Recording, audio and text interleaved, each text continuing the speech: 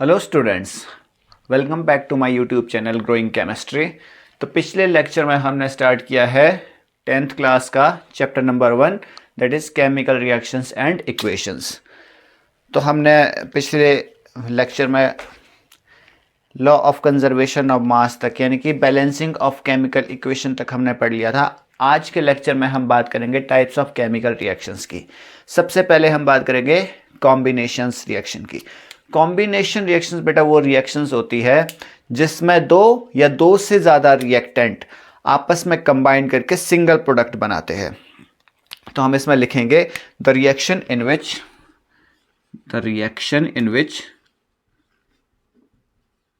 the reaction in which two or more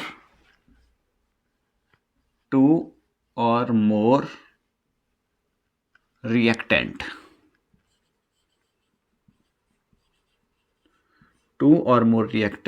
combine together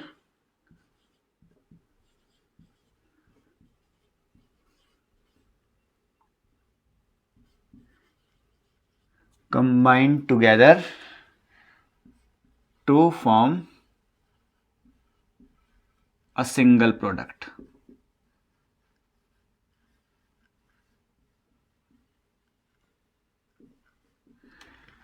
कहने का मतलब है, मान के चलिए ए नाम का रिएक्टेंट बी नाम के रिएक्टेंट के साथ कंबाइन करके ए बी नाम का प्रोडक्ट बना रहा है। तो यहाँ पे दो रिएक्टेंट आपस में कंबाइन करके एक सिंगल प्रोडक्ट बना रहे हैं। फॉर एग्जाम्पल आपके पास जो इसमें एग्जाम्पल आते हैं, पहला एग्जाम्पल आपके पास आता है burning of coal.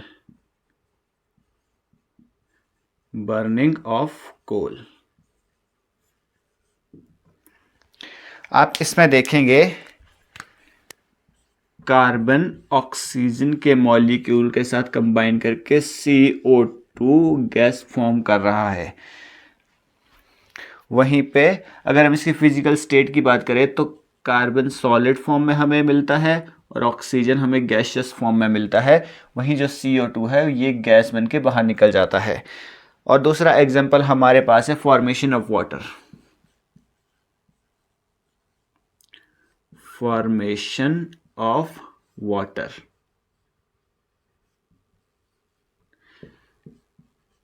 H2 combine होता है O2 के साथ और हमें H2O मिलता है। तो रिएक्शन को बैलेंस करने के लिए हम यहाँ पे 2 लगाएंगे और यहाँ पर भी हमें 2 लगाना पड़ेगा। तो ये हमारे पास होगी first reaction, that is combination reaction. And another type की रिएक्शन हमारे पास होती है डीकॉम्पोजिशन रिएक्शन। सेकंड जो रिएक्शन हमारे पास होती है वो है डीकॉम्पोजिशन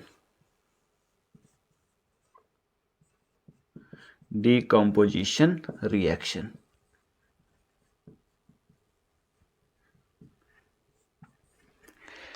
डीकॉम्पोजिशन रिएक्शंस वो रिएक्शंस होती है बेटा जिसमें एक रिएक्टेंट स्प्लिट करता है दो या दो से ज्यादा सब्सटेंसेस में। तो इसको हम लिखेंगे कि in this reactions compound split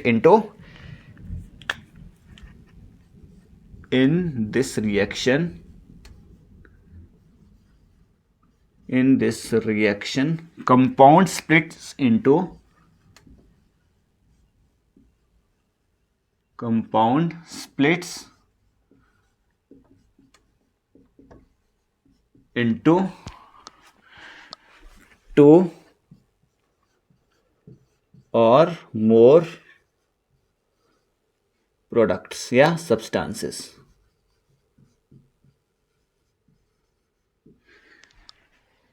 तो डीकॉम्पोजिशन रिएक्शंस वो रिएक्शंस होती है जिसमें हमारे पास एक कंपाउंड स्प्लिट करता है दो या दो से ज़्यादा सब्सटेंसेस में। और ये फर्दर 3 तरह की हमें देखने को मिलती है। पहली हमारे पास होती है थर्मल डीकम्पोजिशंस। तो हमारे पास अगर इसके एग्जांपल की बात करें तो मान के चलिए ए नाम का हमारे पास कोई कंपाउंड है, ये स्प्लिट कर रहा है B+C में। तो इस तरह की रिएक्शन हमें देखने को मिलती है। तो अगर हम इसकी टाइप्स की बात करें तो जो सबसे पहले हमारे पास डिकम्पोजिशन रिएक्शंस के अंडर आती है वो हमारे पास आती है thermal decompositions. Please take a screenshot.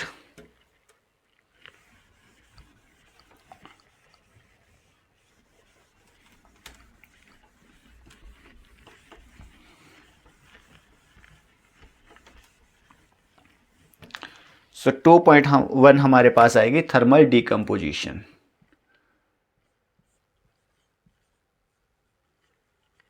Thermal decomposition as name suggested that, यानी कि हीटिंग के द्वारा हमारे पास ये होगी। जब हम हीट देंगे किसी कंपाउंड को और हीट देने के बाद जब वो कंपाउंड स्प्लिट होगा तो उस रिएक्शंस को हम बोलेंगे thermal decompositions. So this decomposition is carried out by heating. This reaction is carried out by heating.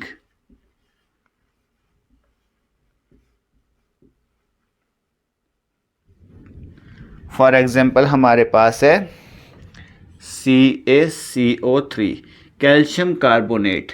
जब आप इसको हीट करोगे तो हमारे पास CaO calcium oxide plus CO2, ये गैस फॉर्म में, ये सॉलिड एंड ये सॉलिड फॉर्म में। तो हमारे पास ये दो पार्ट्स में स्प्लिट होगा। कैल्शियम कार्बोनेट को जब आपने हीट किया तो इसने calcium oxide and carbon dioxide gas हमें दी। नेक्स्ट हमारे पास जो दूसरी डिकम्पोजिशन होती है वो हमारे पास होती है electrolytic decomposition.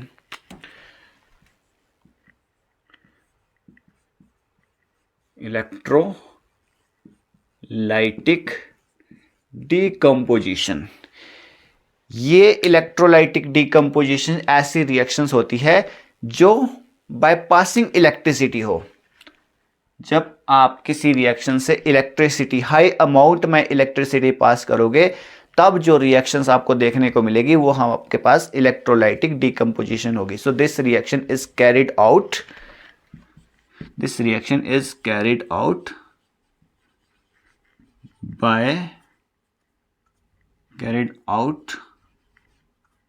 by passing electricity, by passing electricity।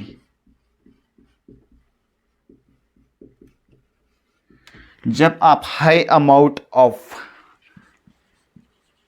Electricity देंगे, मान के चलिए आपके पास वाटर है, अब आपको पता है कि वाटर लिक्विड फॉर्म में होता है, अब आप इसमें इलेक्ट्रिक करंट दोगे, इलेक्ट्रिक करंट आप हाई अमाउंट में आपको इलेक्ट्रिक करंट देना पड़ेगा, तो आपके पास H2 प्लस O2 की फॉर्म में आपके पास गैस बनके ये बाहर निकल जाएगा।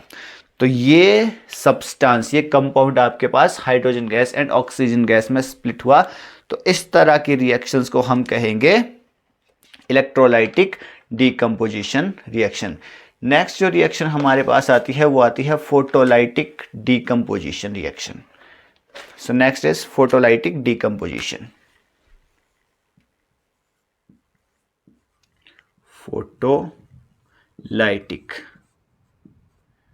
Photolytic decomposition. अब फोटो का मतलब हुआ जो सनलाइट की प्रेजेंस में होगी। So this reaction is carried out in the presence of sunlight. This reaction is carried out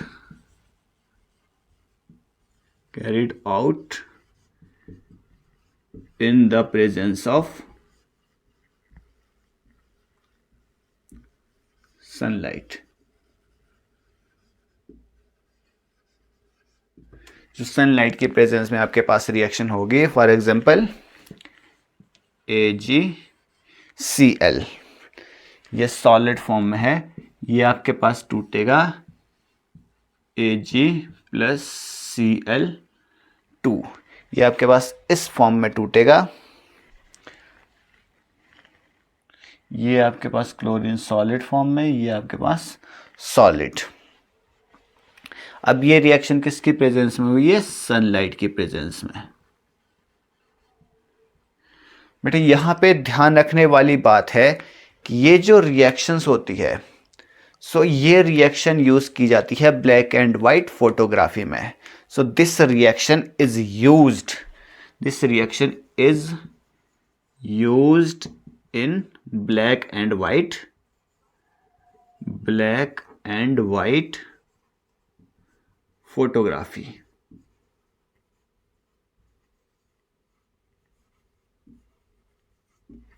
सो ये हमारे पास दूसरी टाइप की रिएक्शन हुई, डीकम्पोजिशन रिएक्शन, जिसमें हमने 3 तरह की डीकम्पोजिशन रिएक्शंस पढ़ी. पहली हमने पढ़ी थर्मल डीकम्पोजिशन जो बाय हीटिंग होती है. नेक्स्ट हमने पढ़ी इलेक्ट्रोलाइटिक डीकम्पोजिशंस एंड नेक्स्ट पढ़ी हमने फोटोलाइटिक डीकम्पोजिशन रिएक्शंस. अब जो नेक्स्ट रिएक्शन है वो हमारे पास होती है डिस्प्लेसमेंट रिएक्शंस. उसको करने से पहले please take a screenshot. Another type की जो रिएक्शन हमारे पास होती है दैट इज डिस्प्लेसमेंट रिएक्शन. अब डिस्प्लेसमेंट रिएक्शन बेटा वो रिएक्शन होती है जिसमें more reactive elements less reactive elements को उसी के सॉल्यूशन में से डिस्प्लेस कर देता है. तो इस रिएक्शन में हम लिखेंगे द रिएक्शन इन विच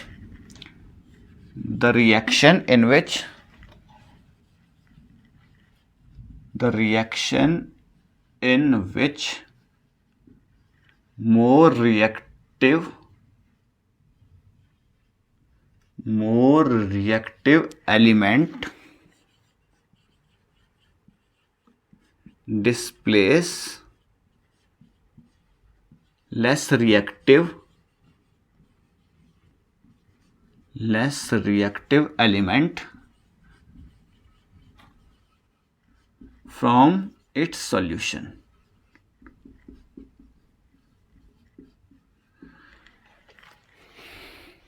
ऐसी रिएक्शंस जिसमें more reactive elements less reactive elements को उसी के सॉल्यूशन में से डिस्प्लेस कर देगा. फॉर एग्जांपल आपके पास है CuSO4 कॉपर सल्फेट का सॉल्यूशन है आपके पास. आपने इसमें आयरन डाल दिया तो जो आयरन हमारे पास होता है वो कॉपर से ज़्यादा रिएक्टिव होता है. तो जब आयरन कॉपर सल्फेट के सॉल्यूशन में जाएगा तो यहाँ पर FeSO4 बनाएगा और कॉपर को उसी के सॉल्यूशन से डिस्प्लेस कर देगा Cu.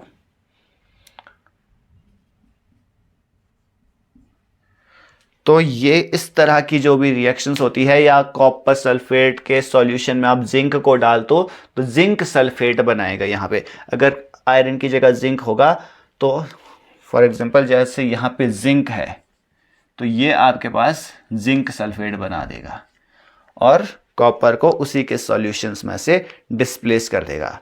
एंड जो अनदर टाइप की हमारे पास रिएक्शन होती है वो होती है डबल डिस्प्लेसमेंट रिएक्शन. डबल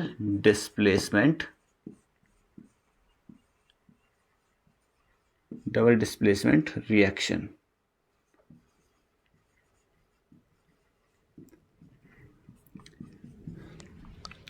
इस तरह की रिएक्शंस बेटा वो रिएक्शंस होती है कि जब आप के पास म्यूचुअल एक्सचेंज हो आयंस का.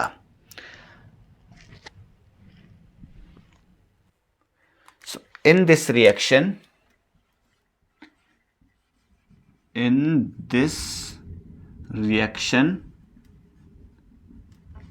new substance are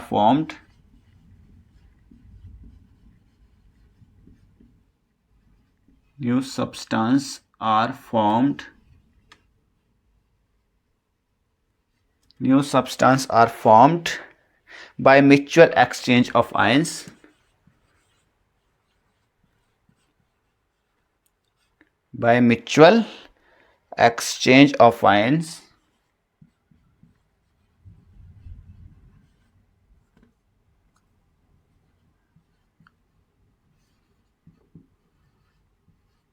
Mutual exchange of ions between two compounds.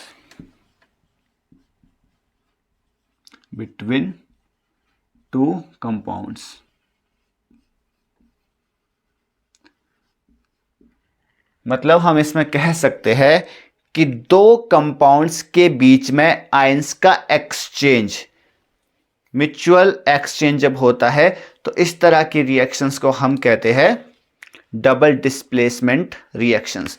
For example Na2SO4 react कर रहा है बेरियम क्लोराइड के साथ, तो जो हमारे पास इस रिएक्शंस में बनेगा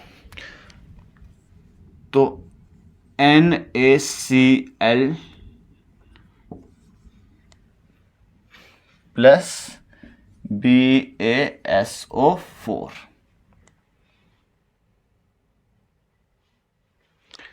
तो ये हमारे पास इस तरह की रिएक्शंस को हम कहेंगे डबल डिस्प्लेसमेंट रिएक्शंस, और इसमें आपके पास प्रेसिपिटेट बनते हुए दिखेंगे। और प्रेसिपिटेट वो होते हैं that are insoluble solids that emerge in liquid solution. Insoluble solid होते हैं, ये आपको यहाँ पे ये जैसे सोडियम क्लोराइड के प्रेसिपिटेट बनते हुए दिखेंगे, ये बेरियम सल्फेट के प्रेसिपिटेट बनते हुए दिखेंगे। तो प्रेसिपिटेट इनसॉल्युबल सॉलिड होते हैं that are emerge from in a liquid solutions. Next जो चीज़ हमारे पास है वो है ऑक्सीडेशन एंड रिडक्शंस। उससे करने से पहले प्लीज टेक अ स्क्रीनशॉट। सो जो next type of chemical reaction हमारे पास है वो है oxidation and reduction. So oxidation में आपको ध्यान रखना है एडिशन ऑफ ऑक्सीजन, जब किसी सब्सटेंस में ऑक्सीजन की एडिशन हो और वहीं पर रिमूवल ऑफ हाइड्रोजन, और किसी दूसरे सब्सटेंस से हाइड्रोजन के उसी सब्सटेंस से हाइड्रोजन का रिमूवल हो, तो ऐसे केस को हम कहते हैं ऑक्सीडेशन। और जो रिडक्शन है वो इसके अपोजिट होते हैं। रिडक्शन में आपको एडिशन ऑफ हाइड्रोजन होते हुए दिखेगा और रिमूवल ऑफ ऑक्सीजन होते हुए दिखेगा। फॉर एग्जाम्पल हमारे पास जैसे है Cu plus O2 give rise, आपके पास बनता है CuO, कॉपर ऑक्साइड बनता है, इसके 2 मोल बनेंगे। सो 2 मोल ऑफ कॉपर रिएक्शन को बैलेंस करने के लिए। अब आप देखिए यहां पर क्या हो रहा है, ये कॉपर आपके पास नेटिव फॉर्म में, सिंगल फॉर्म में, लेकिन यहां पे ऑक्सीजन की एडिशन हो रही है कॉपर के साथ, तो यहां पे हम बोलेंगे कि यहां पे ऑक्सीडेशन हुई है।